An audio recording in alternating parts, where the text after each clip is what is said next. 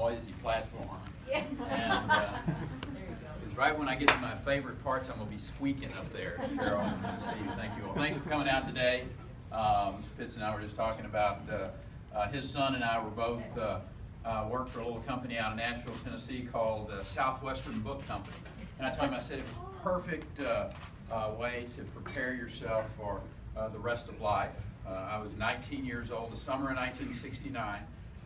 Dropped off at this little gas station at the awning on a Saturday night with a couple of boxes of books. And these were Bible books. These were a Wycliffe commentary and I think a Bible dictionary. There were two other books of children's storybook in there as well.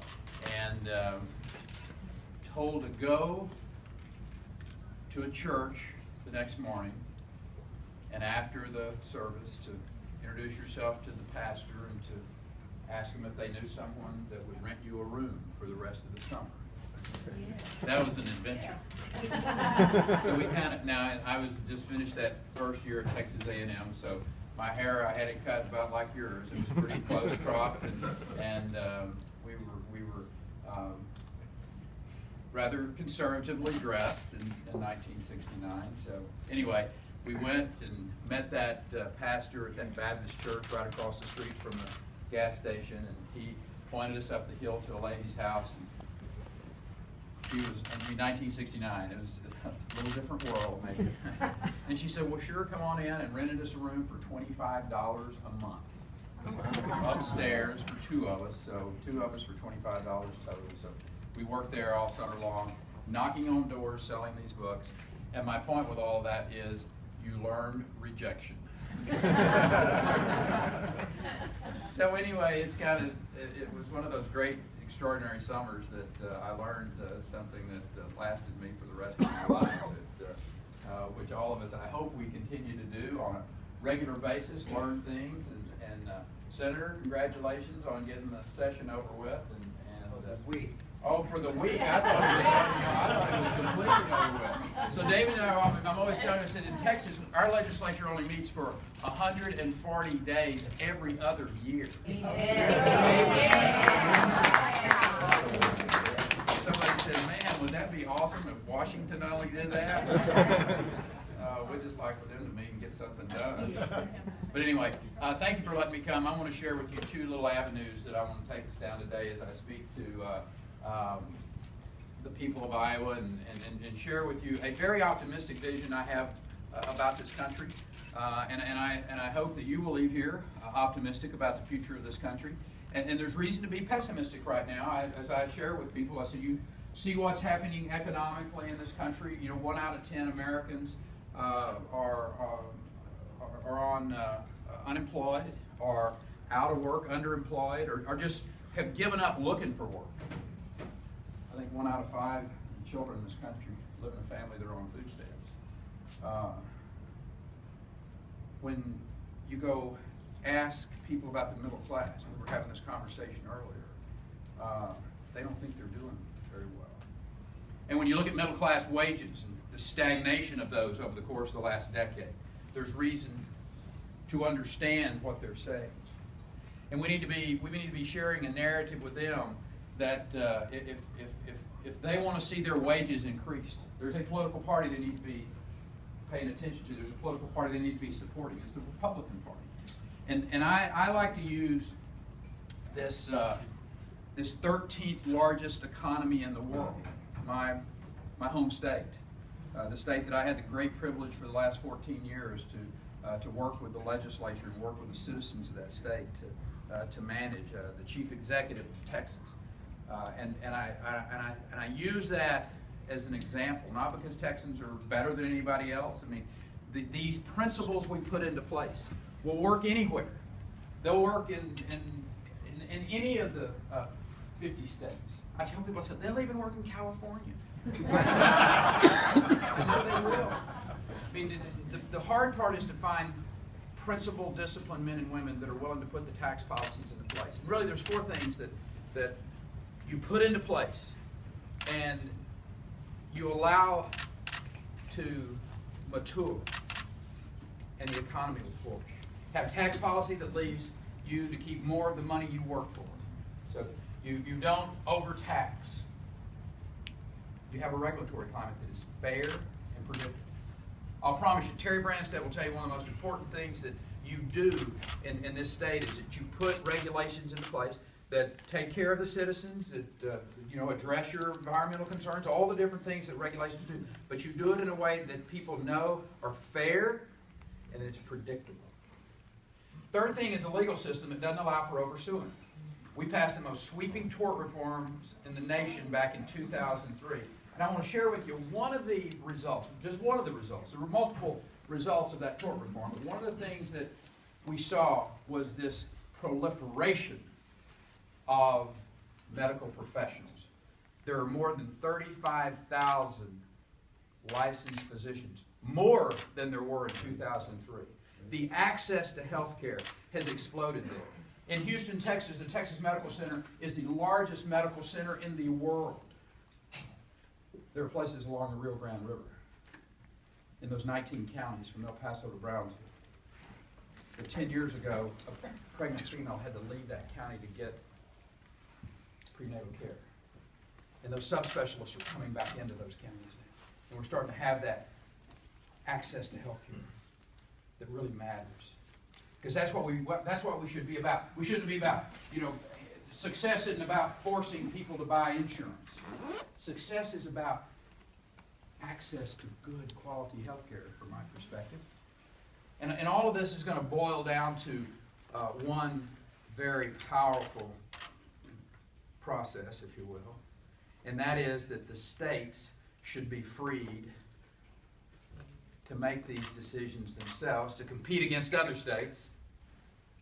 Terry Branstad tells me that all the time. He said, you need to be looking over your shoulder, Perry. We're coming after you for those jobs. So those are the principles that really matter. And the fourth, and I happen to think one of the most important, is obviously Facebook, eBay, which some of those companies have made major investments in this state. They don't come unless they've done their homework and know that the skilled workforce is going to be in your state. And what skilled workforce means, and whatever, basically the result of accountable public school policies. Over the last decade, my home state has been putting these accountable public school policies in place. Incentive pay for teachers, for instance. We started testing our children so that we would know where to intervene. So you would know where children are having problems, and you can early intervention and be able to help them get going. Senator, we now are the second highest high school graduation rates in America. Second highest graduation rates in America. You want to give a kid, a young person, I will suggest the thing that will give them more opportunity to succeed in life is to get them a graduation from high school. You keep them in school, you graduate them, and now we've got ours as the second highest. We have the highest Hispanic graduation rates in the United States. We have the highest African American graduation rates in the United States. That's telling these young people that you're going to be a contributing member of our society. Those are the four things. If you will put those into place. But you see, the reason there's a little pessimism in the world today is because people don't think they're having an opportunity to access that in too many places. I was listening to the President of the United States when he gave his State of the Union address. And he was talking about the economic recovery. So I don't have many of you either listened to it or read it after it was over. He talked about the economic recovery that was going on in America while he's been the president.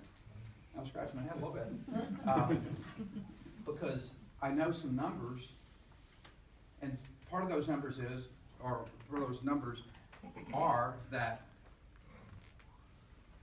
1.5 million jobs from the end of 2007 through the end of 2014. My home state created 1.5 million new jobs. During that entire time in the United States, the total job creation for the totality of the United States was 1.1 million. So my math's pretty good. there was a 400,000 job loss for the rest of the country during that same period of time. So I'm sitting there doing this math and I'm thinking, I'm going, you know, the president at any moment now is going to say, I want to give a shout out to Texas and Governor Perry for all of those jobs that were created in the state of Texas so I can talk about this economic recovery that's going on. Maybe not. But the point is, there's a reason for this. And I happen to believe that we need men and women who truly believe in our Constitution. You gave me something that talked about the Constitution and people really understanding it. You know, there's one thing for people to stand up and say, you know, I believe in the Constitution. And there's another thing to see the actions. And when I talk about the actions of that Constitution, the Constitution clearly says that the federal government is supposed to do a few things. Those few things are enumerated in the Constitution. Like stand a strong military. As a former pilot in the United States Air Force, as a governor who's had oversight of our Texas military forces and our National Guard, as a governor who's deployed those Guard units to various and sundry disasters that we've had, deployed our Guard to the border last year because the federal government failed to do one of the enumerated requirements in the Constitution, which is secure the border of this country. I know what's happening in our military. I'm really concerned about it. Our military is being hollowed out. We have 100,000 fewer personnel in the United States Army today than we had 3 years ago. It's my understanding that our Army is at its smallest levels since June of 1940. And we know what was going on in the world in June of 1940. So we need men and women who are going to go to Washington, D.C. Congressmen, United States senators, obviously the President of the United States, that respect that Constitution and respect the 10th Amendment. Somebody asked me to sign the Constitution on my favorite place in the Constitution a while ago, and I signed the 10th Amendment. And I signed the 10th Amendment because I think there's just a whole lot of our problems would be eased today if people in Washington respected that. Respected that amendment that says that the Constitution clearly empowers the federal government to do a few things, and then everything else is reserved for the states or the individuals. For instance, I happen to think that a governor and a legislature, no matter which state it is, will come up with a better way to deliver health care than Washington, D.C. I know for a fact that Terry Branstad and the legislature here, David, working with you and men and women like you, and your parents and your teachers are a lot better place for the curriculum to be done for the kids of Iowa than from Washington, D.C. in this Common Core concept. You can't, I think it's impossible. For the diversity that we have in this country, for these states are different.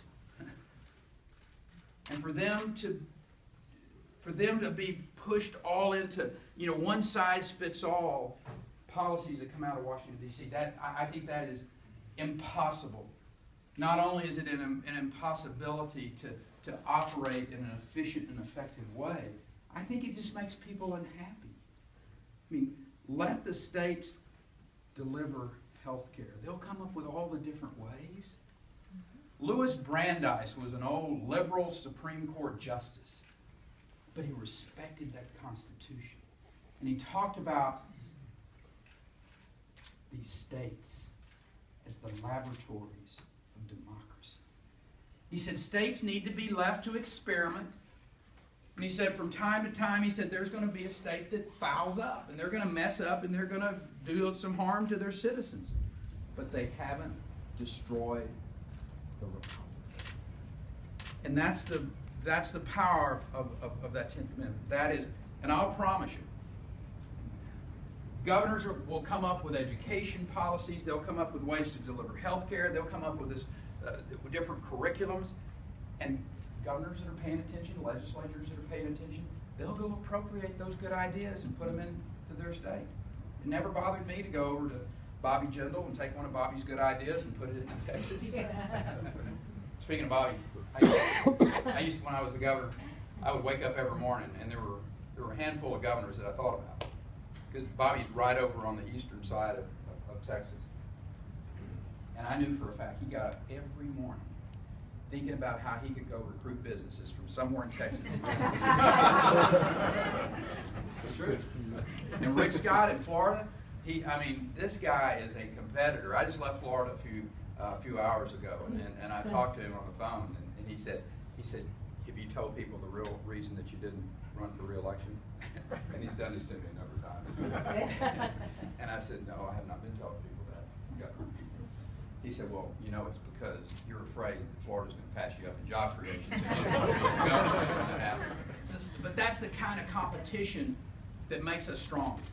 It doesn't make any difference whether you're on an athletic field, whether you're in the field of business. I can promise you, one of those other car companies, they're trying to figure out a way to sell more of their product, coming up with a new concept, coming up with a new idea, coming up with a new feature. And governors come up with new policies and programs to make their state more competitive. Let me tell you one of the results of having tax policy that leaves more money in the hands of the private citizens. For 14 years, we've been putting this into place in my home state. And keep in mind, this isn't theory.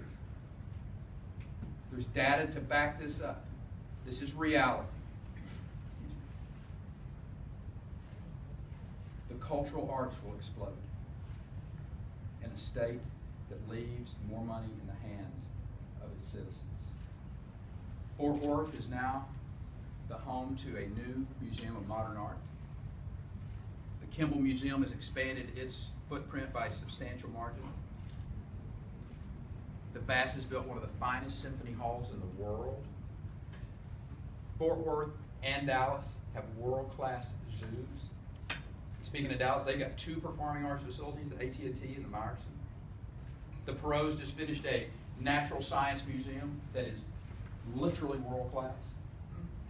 Mr. Nasher relocated his sculpture gardens to Dallas. The largest geographical cultural arts district in the United States is in Dallas at 68 acres. Little government university town that I live in, it has a new Museum of Modern Art. It has a new performing arts facility. As we speak, South by Southwest is going on, the largest film and music festival in the world.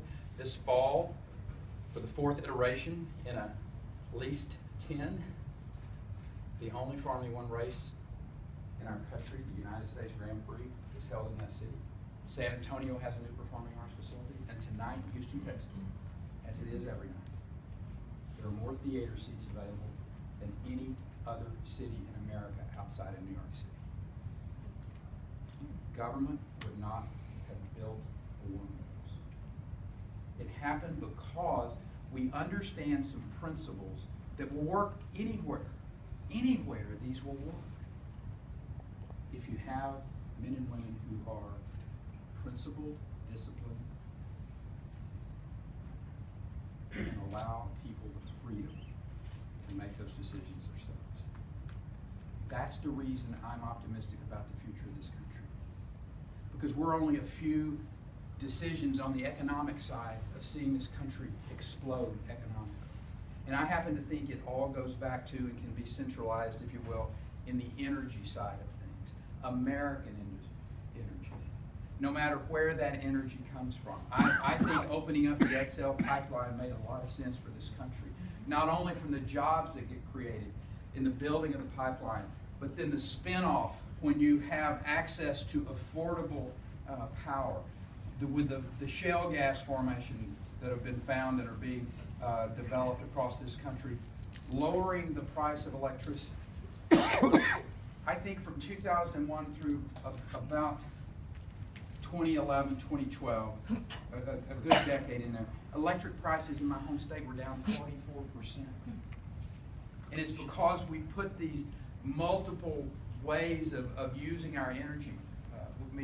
We're just ahead of Iowa in wind energy production. People think, oh, Texas, you're just oil and gas. We're the #1 wind energy producing state in the nation. Using these North American energy resources, Canada, the United States, Mexico. There's more proven reserves there than there is in Saudi Arabia and Russia. We need to be using those. And by using them, what we do is we continue to drive down the cost of power. You couple good energy policy where we become dependent upon U.S. North American energy with some corporate tax policies that put into place that give incentives for corporations to come back into the United States to develop their manufacturing. And if you want middle-class wages, you want to raise middle-class wages, you lower that corporate tax rate. Every economist will tell you that's what will happen. I mean, we need to be talking to every one of our blue-collar friends. And it doesn't make any difference who they are or where they are. If they're a blue-collar worker, they're middle-class American, and they're really concerned about their wages, they say, you need to be with us. And to help drive down that high cost to these companies from these corporate tax. We got the highest corporate tax rate in the Western world. Lower it. Help raise those salaries. And at the same time, there will be an explosion of manufacturing in this country like we've never seen. People want to come back into this country. And we can do this. We're only a couple of good decisions and a change of leadership at the top of this country from that happening. And I'm telling you, that's where we are. And the other place that people are really pessimistic today is on the foreign policy front. And there's reason for that. When we turn on our TV, we see a museum in Tunisia attacked and innocent people slaughtered. When we see Coptic Christians being led across the beach in Libya and beheaded. When we see a young Jordanian pilot burned alive in front of our faces. It gives us real pause. Particularly when we see that ISIS is recruiting people in this country. They're talking about attacking malls. Then it's not something just halfway around the world. And all of this with a background of an administration that has led from behind all too often. In Libya, we've seen what happened in Egypt. We have seen how this administration has left one of the great friends of America in the most dynamic democracy in the Middle East, Israel. Left them. We treated the Prime Minister the way that we treated him. God bless you, Bibi, for winning that election.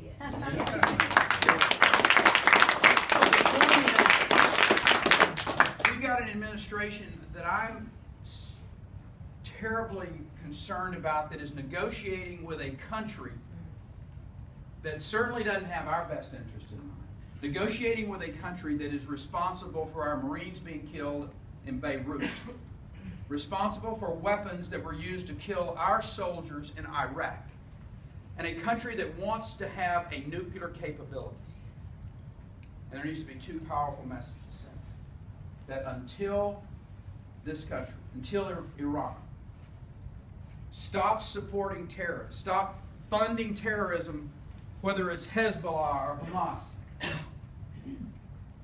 that they will never, ever negotiate with the United States. And they will never, ever, period, get a nuclear weapon. Never.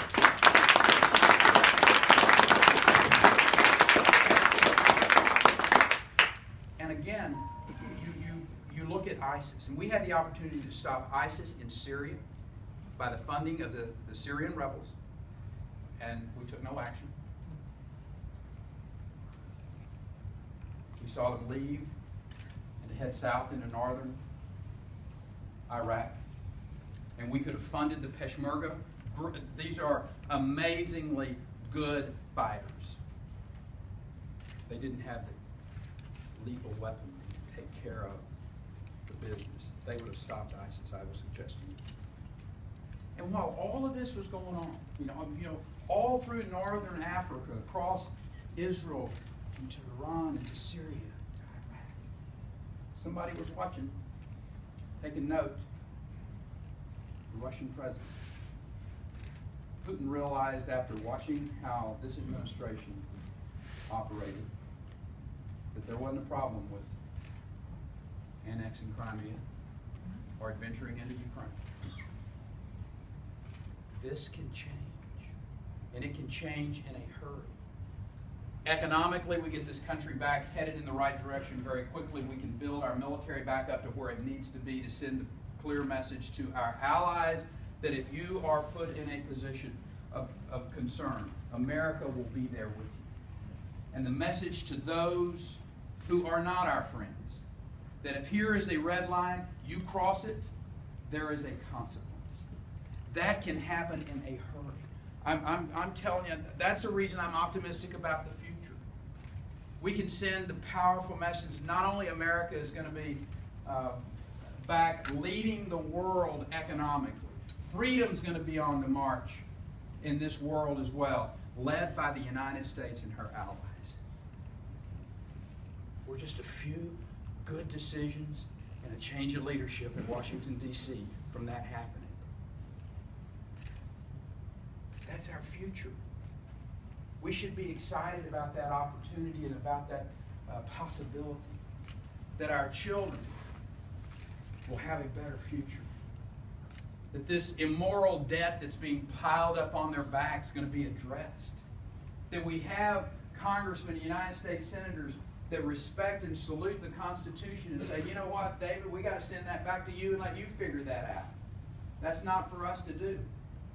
We do those things. We demand those things. When people come to Iowa and they want to talk to you, which I'm suspecting a lot of them are going to do, and you need to really have these straightforward conversations with them. You share with them, this is the future of this country. You know, thank you for being in the arena. Thank you for making the sacrifice and desiring to change this country. But we got to change this country. And we cannot continue down this path of creating this enormous debt, putting our future generations in jeopardy, putting our allies in jeopardy because we're spending money that needs to be there to strengthen our military. I'm excited about the future of this country. I'm excited about 50 laboratories of democracy that are competing against each other. I gotta think Iowa's going to be. You're going to be doing your part. Terry Branstad and Kim Reynolds and I'm excited about what the future holds in this country. But it starts right here in Iowa. If you demand it, if you require it, I would suggest it can be so. God bless you.